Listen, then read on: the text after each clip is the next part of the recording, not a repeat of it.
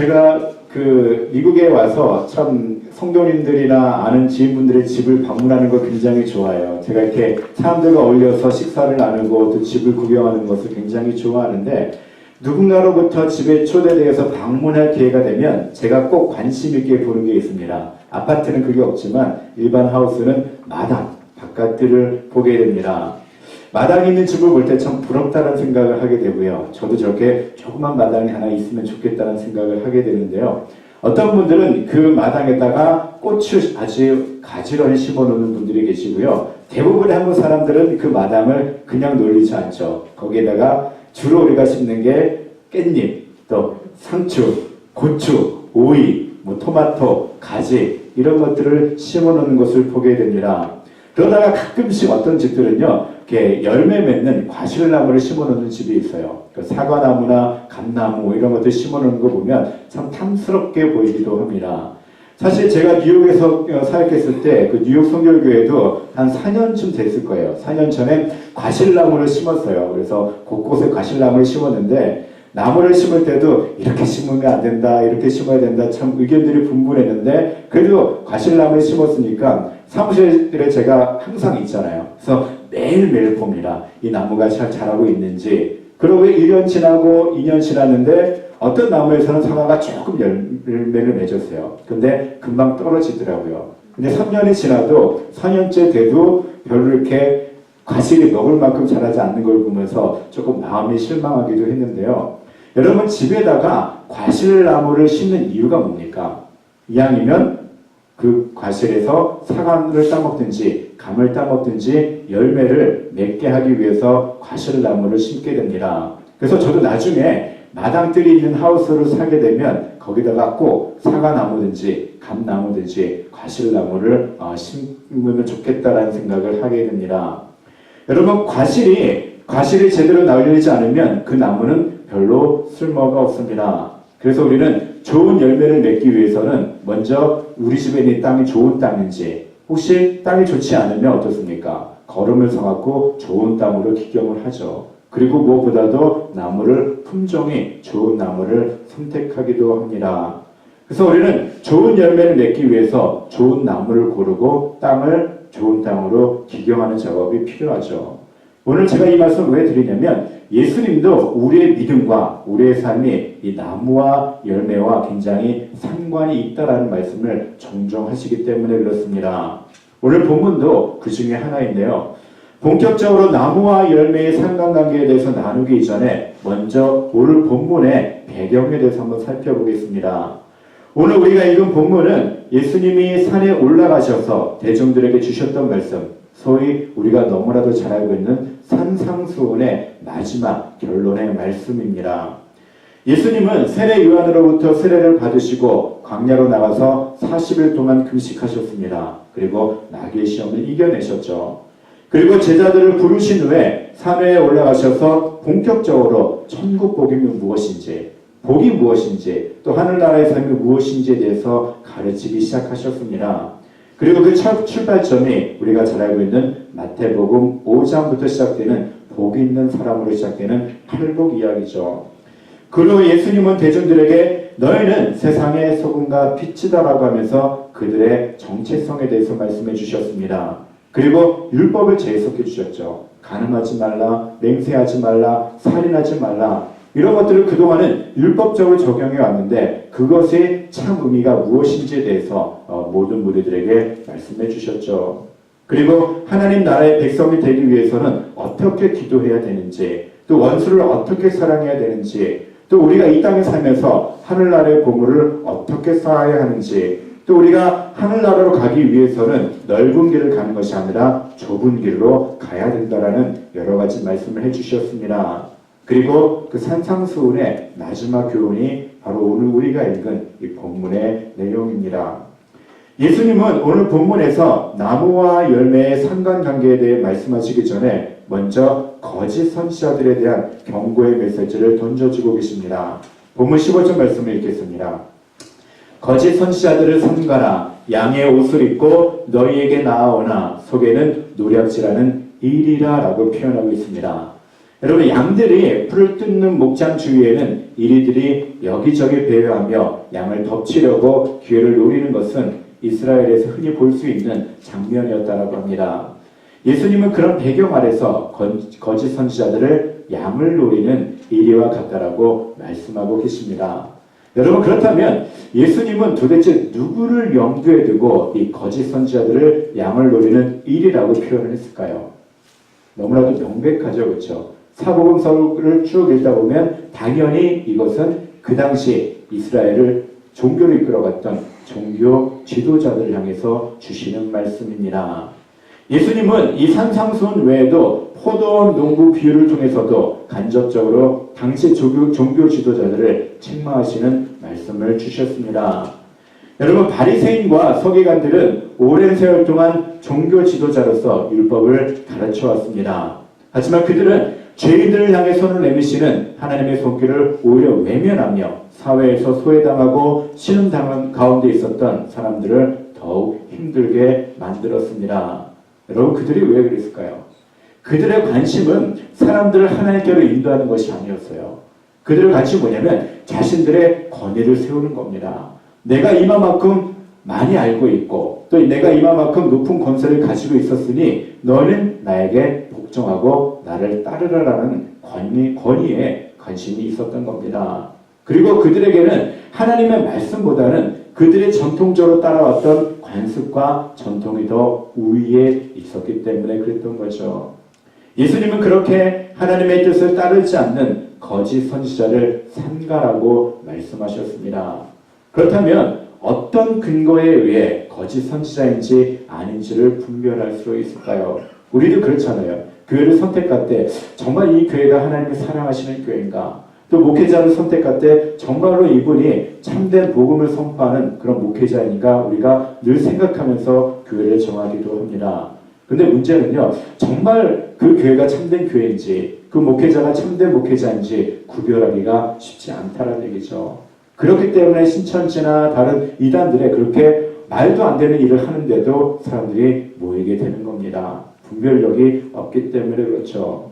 그런데 예수님이 분명히 말씀하고 있습니다. 어떻게 거짓 선지자인지 아는지를 구분할 수 있느냐면 예수님은 그 근거로 바로 그들의 열매를 통해서 알 수 있다라고 말씀하고 있습니다. 바리새인들과 서기관들 또 당시 제사장들은 정말로 율법을 많이 알고 있었어요. 하지만 그들의 삶이 어땠습니까? 오히려 불쌍한 사람들을 긍휼히 여기는 것이 아니라 그들을 더 억압하며 자신들의 안위만 위해 살아갔다는 얘기죠. 예수님은 그들의 삶을 통해서 그들이 거짓 선지자인지 아닌지를 알 수 있다라고 말씀하고 있습니다. 본문 16절입니다. 그들의 열매로 그들을 알지니 가시나무에서 포도를 또는 엉겅퀴에서 무화과를 따겠느냐라고 말씀하고 있습니다. 여러분, 이 이야기는 우리가 자주 사용하는 콩 심은데 콩나고 팥 심은데 팥난다라는 속담과도 일맥상통하는 표현입니다. 그리고 또 심은 대로 거둔다라는 자연의 법칙 그리고 하나님의 법칙을 그대로 보여주는 말이기도 하죠. 여러분, 열매를 통해서 그 사람 마음속에 심은 것이 무엇인지를 알 수 있다는 얘기죠. 여러분, 사람들과 대화하다 보면 그 사람의 관심이 무엇에 있는지를 우리가 금방 알 수가 있습니다. 왜냐하면 대부분의 사람들은요, 그들 마음속에 품었던 것들을 그대로 말로 표현합니다. 또 대부분의 사람들은요, 그들이 평소 때 관심을 가지고 있던 것들을 행동을 통해서 말을 통해서 보여줄 때가 참 많이 있습니다. 겉으로 아무리 포장을 하려고 해도 한 일주일 동안 같이 지내다 보면 이 사람이 그동안 어떻게 살아왔구나, 이 사람이 그동안 어떤 데 관심을 가지고 살아왔구나를 우리가 분명히 알게 됩니다. 그래서 예수님께서는요, 그들의 열매를 통해서 그들의 믿음을 알 수 있다라고 표현하고 있는 거죠. 예수님은 예수님을 따르는 무리들이 하나님 나라의 백성으로서 좋은 열매를 맺으며 살아가길 바라셨습니다. 그렇기 때문에 예수님은 종교 지도자들처럼 사람들을 외면했던 것이 아니라 누가 와도 그 사람이 어떤 죄를 저질렀어도 그들에게 따뜻한 마음으로 다가가셨다는 얘기죠. 그들의 죄에 대해서는 분명히 책망하셨지만 그들이 하나님 앞에 회개하며 나아갈 때는 한없이 용서해 주시고 그들이 하나님 앞에 또 예수님 앞에 언제든지 나올 수 있도록 마음문을 열어주셨다는 얘기입니다. 왜냐하면 예수님의 관심은 그들이 이 땅에서 하나님 나라 백성다운 좋은 열매를 맺게 하는 데 있었기 때문에 그렇죠. 예수님은 그들에게도 좋은 열매를 맺을 수 있는 기회를 주시며 참 포도나무 되시는 예수님 안에 거하라고 명령하십니다. 그렇게 할 때 그들이 참된 하나님 나라의 백성이 될 것임을 또 말씀해 주셨죠. 좋은 예로 우리가 삭개오라는 인물을 줄 수가 있잖아요. 그렇죠? 삭개오는 무엇에 관심을 많이 가졌을까요? 삭개오의 최대 관심은 무엇이었을까요? 돈이었죠. 그렇죠? 그러니까 세리장이 됐겠죠. 그래서 사람들로 하여금 별로 좋은 평판을 받지 못했을 겁니다. 그리고 그는 항상 돈을 위해서라면 어떤 일이든 할 수 있었던 그런 사람이었어요. 근데 그가 예수님을 만난 후 너무나도 파격적인 고백을 하잖아요. 그렇죠? 자기의 재산의 절반을 나눠주고 누구에게나 투색한 일이 있으면 그것을 몇 개나 갚겠다라고 고백하는 모습을 보게 됩니다. 이게 바로 열매 맺는 삶이다라는 얘기죠. 예수님을 만나기 전에는 돈을 위해서라면 어떤 불의한 일도 다 행할 수 있었는데 예수님을 만나고는 자기가 가장 소중하게 여겼던 그 재산들, 그 돈들을 오히려 가난한 사람들을 위해서 쓰겠다라고 고백합니다. 이게 예수님을 만난 후 변화된 삶의 증거다라는 얘기죠. 삭개오에게 드디어 믿음이 들어간 겁니다. 믿음이 드러났더니 그의 삶을 통해서 그것이 열매로 드러나게 되었다는 얘기입니다. 여러분, 수가성 여인은 어떤가요? 수가성 여인이 사람이 다니지 않는 그 뜨거운 한낮에 물을 기르러 왔다는 얘기는 그 여가 어떤 삶을 살았는지 우리가 충분히 짐작할 수 있는 대목입니다. 하지만 그가 예수를 만나면 어땠을까요? 사람을 피해 다니는 것이 아니라 오히려 사람을 찾아가면서 내가 메시아를 만났다. 여러분들도 그 메시아를 만나고 그 하나님 앞에 신령과 진정으로 예배를 드려야 된다라고 찾아다니며 고백하는 모습을 보게 됩니다. 바로 그녀가 예수를 만났더니 믿음이 들어갔더니 그것이 삶을 통해서 열매로 드러나게 되었다는 얘기죠. 예수님 본문 20절에서 그들의 열매로 그들을 알리라라고 분명히 말씀해 주고 계십니다. 그리고 그 다음 절부터 그것을 조금 더 구체적으로 설명해 주고 계시는데요. 예수님 관점에서 열매를 맺는 것은 어떤 것인지 본문을 통해서 살펴볼 필요가 있습니다. 본문 21절입니다. 나더러 주여 주여 하는 자마다 다 천국에 들어갈 것이 아니요 다만 하늘에 계신 내 아버지의 뜻대로 행하는 자라야 들어가리라. 여러분, 열매를 맺는 것은 어떤 삶일까요? 이 말씀을 토대로 보면 하나님 앞에 주님 그게 부르짖는 그 자체가 아니라 하나님의 뜻대로 사는 것, 그것이 바로 열매를 맺는 삶이다라고 이야기를 하고 있습니다. 저는 보스턴에서 공부할 때 해마다 10월이면 친한 목사님 가정과 함께 애플 피킹을 갔습니다. 한 해도 빠짐없이 애플 피킹을 갔는데요. 처음 애플 피킹 갈 때는 참 사과 종류가 너무나도 많더라고요. 뭐 맥킨토시, 조나스 뭐 여러 가지가 많이 있는데 그 중에서 맥킨토시 사과가 제일 크더라고요. 그 사과가 굉장히 크고 먹음직스러워서 또 이름도 이쁘잖아요. 맥킨토시. 그래서 이 사과가 제일 눈에 들어왔습니다. 그래서 당장 따갖고 손으로 먼지를 닦아서 그것을 한 입 베어 먹는데 맛이 어땠을까요? 너무나도 시큼한 거예요. 그래서 그것을 먹지 못하고 그냥 버려버렸는데요. 여러 번 여러 종류의 사과나무를 따먹으면서 제가 파악했던 건 뭐냐면 그래도 후지 사과, 그래도 레드 딜리셔스, 그래도 하니 크리스피 이 세 개가 제일 맛있다는 사실을 깨닫게 되었습니다. 겉으로 보기에는 다 맛있어 보였어요. 그런데 막상 따먹으니까 맛이 다르더란 얘기죠. 우리 삶이 그렇다는 얘기입니다. 겉으로 보기엔 저 사람이 참 믿음 있어 보이고 참 멋있어 보이는데 막상 교제하면서 대화하다 보니까 그 사람의 삶을 통해서 조금 실망할 때도 있고 삶을 통해서 어쨌든 저 사람 별로인 것처럼 보였는데 참 멋있다는 생각이 들 때가 있습니다. 바로 그들이 보이는 그 열매를 통해서 그 사람에 대해서 알 수 있다는 얘기죠. 가을에 오기 전에 차를 타고 가다 보면 가수원을 지나칠 때가 있습니다. 그러면 사과나무나 복숭아 나무를 보게 되는데요. 그 꽃을 보면서도 그 나무가 좋은지 또 그 나무가 좋은 열매를 맺는지 우리는 잘 알 수가 없습니다. 하지만 탐스럽게 익은 사과를 볼 때, 그제서야 이 사과나무가 좋은 나무였구나를 깨닫게 됩니다. 우리의 믿음도 마찬가지죠. 여러분, 믿음이란 것은 영적이고 내면적인 것이라 겉으로 봐서는 이 사람의 믿음이 좋은 믿음인지 또 참 믿음인지 아니면 거짓 믿음인지 얼른 분간하기가 어렵습니다. 또 그것을 판단하는 것은 우리의 몫은 분명히 아닙니다. 그런데 예수님은 그 사람이 좋은 믿음을 가지고 있는지를 그들의 삶에서 나타나는 열매를 통해서 분명히 알 수 있다라고 말씀하고 계시죠. 좋은 열매가 열리는 나무를 보고 좋은 나무라고 하듯이 순종하는 생활을 하는 사람의 믿음을 보고 좋은 믿음이다, 참 믿음이다라고 할 수 있다는 겁니다. 야고보서 2장 14절을 보면 이렇게 말씀되어 있습니다.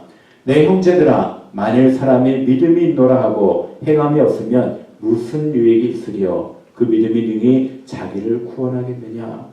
여러분, 우리는 분명히 믿음으로 구원 얻는다는 사실을 믿고 있습니다. 근데 야고보서에 보면요, 사도 야고보는 이렇게 이야기합니다. 믿음이 있노라 하고 행함이 없으면 아무런 유익이 없다는 얘기입니다. 행함이 없는 그 믿음이 과연 너를 구원하겠느냐라고 다시 한번 반문하고 있는 거죠. 여러분, 순종에 따르지 않는 믿음은 거짓 믿음인 겁니다. 열매를 맺지 않는 그 믿음은 그냥 속이는 믿음에 불과하다는 얘기죠.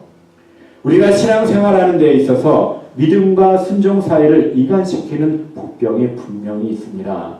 그것은 바로 수십 년 동안 설교를 듣고 또 수십 년 동안 성경 공부를 하고 또 수십 년 동안 교회를 다니면서 우리는 교회에 대해서 너무나도 잘 알고 있습니다. 예배 드릴 때는 찬송가가 꼭 있어야 되고 사도신경을 고백해야 되고 설교도 해야 되고 헌금도 해야 되고 너무나도 잘 알고 있죠.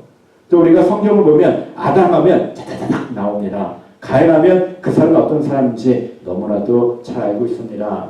근데 우리는요, 그런 사실만으로도 내가 믿음이 좋다라고 생각할 때가 있습니다.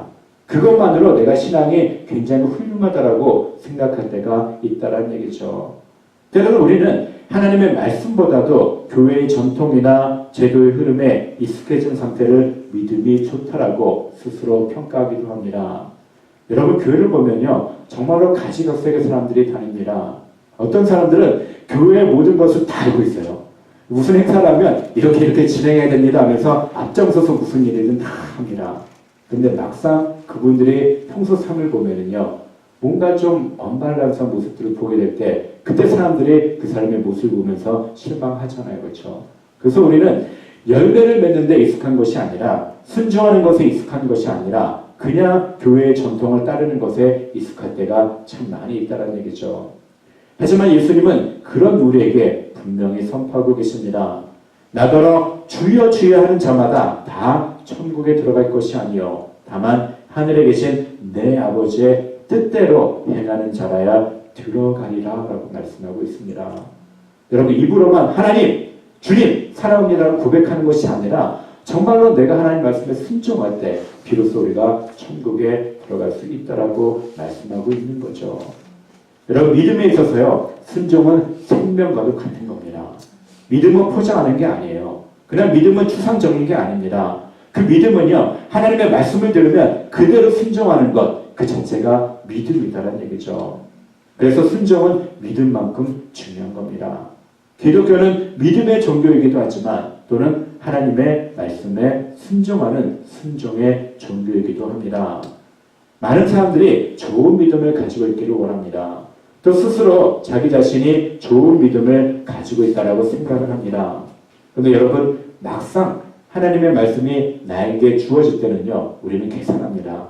내가 순종할 수 있는 것과 내가 순종할 수 없는 것을 구별하면서 때로는 하나님의 말씀보다는 내 생각을 더 우위에 두는 경우가 참 많이 있습니다. 그래서 예수님은 본문 24절에서 이렇게 말씀하십니다. 그러므로 누구든지 나의 이 말을 듣고 행하는 자는 그 집을 반석 위에 지은 지혜로운 사람 같으리니, 지혜로운 사람은 어떤 사람이냐고요? 바로 하나님의 말씀을 듣고 행하는 자가 지혜로운 사람이다라고 얘기합니다.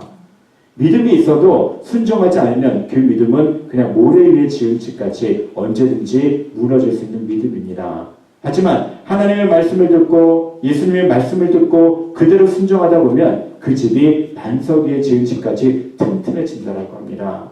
집을 짓 때 누구든지 모래 위에 짓고 싶지 않잖아요. 그렇죠? 반석 위에 짓고 싶은 거죠. 그 사람이 바로 지혜로운 사람이다라고 합니다.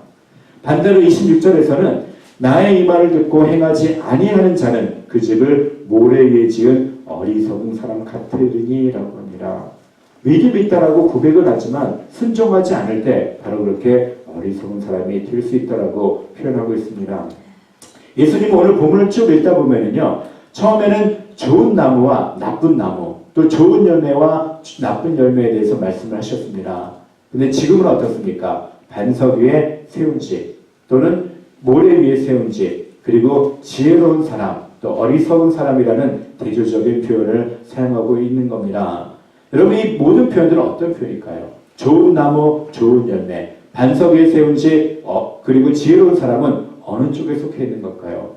바로 하나님 말씀에 순종하는 사람이 이야기하고 있는 겁니다. 반면에 나쁜 나무, 나쁜 열매, 모래 위에 세운 집, 어리석은 사람은 어떤 사람일까요? 믿음이 있다라고 스스로 고백하지만 하나님 말씀에 순종하기를 꺼려하는 사람을 이야기하고 있는 겁니다. 사랑하는 성도 여러분, 예수님이 우리 삶의 주인이 되시며 우리의 구원자이심을 믿는 믿음으로 구원을 받는다는 사실은 영원토록 변함이 없는 진리입니다. 우리는 나의 공로나 나의 행함으로써 절대로 구원받지 않습니다. 구원을 받는 그 통로는 무조건 예수 그리스도가 나의 구주 되심을 믿는 그 믿음 하나밖에 없습니다. 근데 중요한 거는요, 그 믿음이 어떤 믿음이냐는 얘기죠. 우리가 말로만 주여 주여 하는 게 믿음이 아니다라고 예수님께서 분명히 선포하고 있습니다. 내 안에 믿음이 들어가면 그 안에는 좋은 나무가 들어가고, 좋은 나무가 내 안에 있으면 좋은 열매를 맺을 수밖에 없다라고 예수님이 말씀하고 있는 겁니다. 그래서 아무리 사람들이 믿음이 있는 척해도 그들의 삶을 통해서 그것이 믿음이 있는지 없는지를 충분히 드러나고 있다라고 말씀하고 있는 겁니다.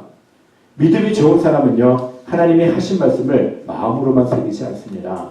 그것을 순종하기를 기뻐하기는 사람이 바로 믿음 있는 사람이다라는 얘기죠. 이처럼 믿음과 순종은 서로 뗄래야 뗄 수 없는 상관관계를 가지고 있는 겁니다. 여러분, 나무를 심다 보면 좋은 품종을 가진 나무와 좋은 땅에 나무를 심으면 그 나무는 정말 분명히 잘 자랍니다.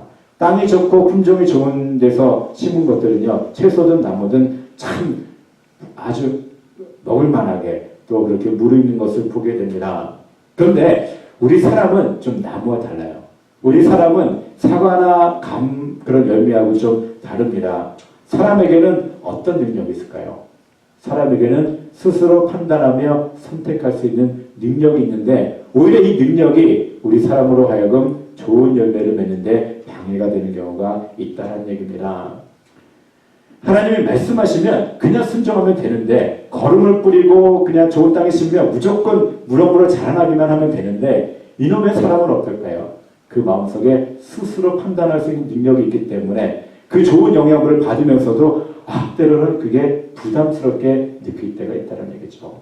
하나님이 이렇게 하시면 더 좋은 내용을 맺을 수 있다고 말씀해 주시는데, 때로는 내 생각이 더욱더 앞서가서 때로는 내 것을 선택함으로 말미암아 좋은 열매를 맺는데 방해가 되는 경우가 참 많이 있습니다. 하나님이 주신 그 선택에 또 분별력의 그 선물을 오히려 오용하는 경우죠. 여러분, 아담과 하와가 대표적인 케이스가 아닌가 생각해 봅니다. 하나님이 먹으라고 허용한 것이 천지에 다 쌓였는데 하필이면 하나님이 먹지 말라고 당부하신 선악을 알게 하는 나무를 먹어버리는 선택을 합니다. 바로 선택할 수 있는 능력이 있기 때문에 그래요. 그런 능력이 없다면 그냥 안 먹어버리면 더 좋은 열매를 맺을 수 있는데, 선택할 수 있는 능력이 바로 아담과 하와로 하여금 죄를 범할 수밖에 없고 또 에덴 동산에서 추방당하게 하는 그런 요소가 되었다는 얘기입니다. 에서는 어떨까요? 자신에게 주어진 그 장자의 명분, 너무나도 큰 복이 있었습니다. 하지만 그는 배고픈 나머지 동생의 유혹에 넘어가서 이 팥죽을 선택할 것인가, 또 장자권을 선택할 것인가, 그 선택권을 가지고 있는데 자기 생각을 앞서서 결국은 그것을 팔아버렸잖아요. 그래서 그 모든 축복들이 동생 야곱에게 가는 것을 보게 됩니다. 여러분, 그들은 하나님 주신 그 선택의 능력, 분별력의 능력을 잘못 사용함으로 말미암아 범죄하는 경우, 대표적인 경우인 거죠. 예수님은 우리 모두가 그런 오류에서 범하기를 원하지 않기 때문에 바로 우리로 하여금 좋은 열매를 맺으라고 말씀하고 있는 겁니다. 사랑하는 성도 여러분, 예수님은 산상설교를 통해 참된 예수님의 제자가 되는 길에 대해서 우리에게 말씀하셨습니다. 먼저는 그리스도인으로서 가져야 할 참된 복의 개념이 무엇인지 말씀해 주셨어요. 그 복은 뭡니까? 하나님을 추구하는 겁니다. 그리고 이 땅에서 가난한 자가 되어서 이 땅에서 의를 선포하는 그런 자가 복이 있다라고 말씀하고 계십니다. 그리고 그동안 잘못 이해해왔던 구약의 율법들을 재해석해 주셨죠. 그냥 다른 여자와 상관하지 않으면 가늠하지 않았다고 생각을 했는데 예수님은 마음의 음욕을 품는 자마다 가늠했다라고 합니다. 다른 사람을 칼로 죽이지 않으면 나는 살인하지 않았다라고 생각했는데 내 마음속에 누군가를 미워하면 그것이 살인이다라고 말씀해 주셨습니다. 그리고 예수님은 마지막 설교에서 진정한 믿음이 무엇인지 우리에게 말씀해 주고 계십니다. 진정한 믿음은 뭐냐면 가늠하지 말라 그러면 음욕을 품지 않는 거예요. 진정한 믿음은 뭐냐면 살인하지 말라 그러면 나에게 어떤 해를 가하는 사람을 마음으로 미워하지 않는 겁니다. 그럴 때 바로 우리가 믿음이 있는 사람으로서 좋은 열매를 맺는 삶을 살 수 있다라고 말씀하고 계시는 거죠. 하나님이 내게 말씀을 주셨을 때 내가 하고 싶은 것은 따르고 나에게 희생을 강요하는 말씀은 거르는 사람이 있습니다. 그러면 우리는 좋은 열매를 맺을 수가 없다는 얘기죠. 때로는 내가 원하지 않는 일도, 때로는 나에게 엄청난 희생을 요구하는 일일지라도 내 뜻보다 하나님의 뜻을 먼저 구하는 삶이 바로 믿음 있는 삶이다라는 얘기입니다. 신앙생활은 결코 쉬운 일이 아닙니다. 분명 내 생각과 내 뜻을 버려야 하는 아픔을 겪어야 합니다. 또 편한 길로 가고 싶은 그런 유혹을 뿌리치는 일도 결코 쉽지는 않습니다. 하지만 하나님은 하나님의 말씀을 의지하며 나아갈 때 우리에게 최후의 승리를 분명히 보장해 주셨습니다. 하나님은 시편 1편 3절에 이렇게 선포하고 계십니다. 그는 시냇가에 심은 나무가 철을 따라 열매를 맺으며 그 잎사귀가 마르지 아니함 같으니 그가 하는 모든 일이 다 형통하리로다. 여러분, 그는 시냇가에 심은 나무가 철을 따라 열매를 맺는다고 이야기합니다. 그는 어떤 사람일까요? 바로 복 있는 사람이죠. 그런데 이 시편 말씀을 보면 어떤 사람이 복 있는 사람이다라고 합니까? 하나님의 말씀을 주야로 묵상하는 자입니다. 그리고 그 말씀에 떠나지 않고 그 말씀대로 순종하는 사람입니다. 오만한 자의 자리에 서지 않고 또 죄인들의 길에 서지 않는, 또 악인들의 길을 쫓지 않는 그런 믿음의 삶을 사는 사람들이 바로 복 있는 삶이고 그 사람들이 열매를 맺고 또 그 사람의 삶이 형통하겠다라고 분명히 말씀해 주십니다. 여러분, 그렇다면 우리가 열매 맺는 믿음의 삶의 사람이 되기 위해서 가장 중요한 것은 뭘까요? 바로 하나님의 말씀을 묵상하는 거죠. 말씀을 묵상하지 않는데 우리가 어떻게 하나님의 말씀에 순종할 수 있겠습니까? 또 그 말씀을 묵상하며 하나님 주신 말씀이 있다면, 깨닫게 해준 말씀이 있다면 그냥 무식하게 그 말씀을 순종해 보는 겁니다. 여러분, 아브라함이 믿음의 조상이라는 타이틀을 얻을 수 있었던 그 근거는 어디에 있을까요? 아브라함이 하나님 앞에 주여 주여라고 외쳤기 때문일까요? 그가 하나님 앞에 늘 감사하면서 제사를 드렸기 때문일까요? 그렇지 않죠. 아브라함은 하나님의 말씀에 순종했기 때문에 믿음의 조상이라는 표현을 들을 수 있었던 겁니다. 여러분, 생각해 보십시오. 내가 그동안 의지해왔고 내가 그동안 익숙해왔던 그 땅을 다 떠나라고 합니다. 그것도 신척도 다 떠나라고 합니다. 그리고 내가 지시할 땅, 그 땅이 어떤 땅인지, 그 땅에 누가 있는지도 모르는데 그 땅으로 가라고 명령하십니다. 근데요, 아브라함은 그 말씀에 그냥 순종합니다. 가라고 하니까 계산하지 않는 겁니다. 그냥 그러고 가버린 겁니다. 그랬더니 하나님이 더 큰 축복을 주셨죠. 어렵게 하던 아들 이삭을 바치라고 명령하십니다. 그때 아브라함도 수많은 생각을 했겠죠. 우리 같으면 하나님 농담하시는 거죠. 그 제가 어떻게 합니까? 아마 절대로 사랑하는 아들을 바칠 생각을 하지 않았을 거예요. 왜냐하면 그것은 비상식적인 행동이라고 우리가 먼저 판단하기 때문에 그렇습니다. 아브라함도 똑같은 생각을 했을 거예요. 하지만 아브라함은 내 생각보다 위에 계신 하나님을 더 신뢰했던 거죠. 하나님이 분명히 더 좋은 것으로 예배해 주셨을 거다. 내가 한번 순종해보자. 그러면 하나님이 다른 방법을 통해서 우리 아들을 살려주실 것이다라는 믿음을 가지고 있었다는 얘기입니다. 그렇기 때문에 그가 믿음의 조상이 될 수 있었던 거죠. 우리는 모두가 나 자신은 하나님의 말씀에 순종하고 있다라고 생각할지도 모릅니다. 근데 여러분 정말 그럴까요? 혹시 나 자신이 생각하기에 할 수 있는 정도까지만 순종하고 있는 건 아닌지 한번 생각해 보시기 바랍니다. 여러분 순종은요 내 입장에서 순종하는 것이 아니라 바로 하나님의 입장에서 순종하는 겁니다. 하나님은 100을 원하는데요. 우리는 내가 할 수 있는 40만 해놓고선 내가 하나님 말씀에 순종하고 있다라고 판단하는 경우가 많이 있습니다. 그러고선 교회에서 내가 믿음 있는 사람인 척 그렇게 행동할 때가 참 많이 있죠. 때로는 내게 주어진 그 직분이 나를 스스로 그렇게 믿음 있는 사람인 척하게 만드는 그런 올가미가 될 수도 있습니다. 여러분 바리새인들과 종교 지도자들이 왜 그렇게 전통에 얽매이는 삶을 살 수밖에 없었을까요? 스스로 착각하게 만들었기 때문에 그렇습니다. 하나님은 율법을 주셨는데 그 율법을 온전히 해석하길 원했는데 그들은 자기들이 할 수 있는 범위만큼만 율법을 해석해 버린 겁니다. 그래서 많은 사람들 사랑하지 못했던 거죠. 많은 사람들에게 긍휼을 베푸지 못했던 겁니다. 그럼에도 불구하고 자기 자신들은 굉장히 믿음이 있는 사람이다라고 생각을 했어요. 근데 예수님이 그들에게 너희들은 거짓 선지자다라고 이야기합니다. 그리고 그들을 따르는 모든 무리들에게 거짓 선지자들을 삼가라라고 말씀하고 있습니다. 정말 믿음이 있는 사람인지 믿음이 없는 사람인지를 알 수 있는 방법은 그들의 열매, 그들의 삶의 열매를 통해서만 알 수 있다라고 말씀하고 있습니다. 여러분, 우리 주변에 하나님을 믿는 사람들도 많이 있어요. 교회를 다니는 사람들도 참 많이 있습니다. 하지만 또 교회를 안 다니는 사람도 있고요. 교회를 다니다가 상처를 받아서 오히려 교회를 경멸하는 사람들도 우리 주변에 꽤 많이 있어요. 여러분, 그들에게 하나님의 사랑을 선포하는 것은 바로 우리의 몫에 달려있다는 얘기입니다. 우리가 교회 내에서 주야 주여 외치고 교회 내에서 열심히 봉사하고 교회 내에서 음식을 열심히 만들고 헌금을 많이 한다라고 그 사람들이 교회를 찾아오지 않아요. 우리가 처한 삶에서, 직장에서, 또 가정에서, 학교에서 또 우리가 어떤 소그룹 모임을 가든지 그곳에서 정말로 그리스도의 향기를 품어낼 때 우리가 정말로 온전히 하나님의 말씀에 순종할 때 그 사람들이 변화되고 하나님 앞에 다시 돌아올 수 있는 계기가 될 수 있음을 여러분 꼭 기억하시길 바랍니다. 하나님의 말씀을 사모하십시오. 말씀을 매일같이 묵상하시길 바랍니다. 그리고 하나님 말씀을 주시면 내가 하기 힘들어도 한번 해보는 겁니다. 이게 화가 날 때가 많잖아요. 사람들 때문에 스트레스 받을 때도 참 많잖아요. 어떤 사람이 미워질 때가 있습니다. 그리고 또 교회 오는 게 이렇게 힘들 때가 있습니다. 예배를 드리는 시간, 또 기도하면서 작정하는 시간이 힘들게 느껴질 때가 있습니다. 하지만 하나하나 순종해 보는 겁니다. 가늠하지 말라 그러면 가늠 안 하는 거고요. 살인하지 말라 그러면 다른 사람들을 미워하는데 미워하지 않으려고 몸부림쳐 봐야 된다는 얘기입니다.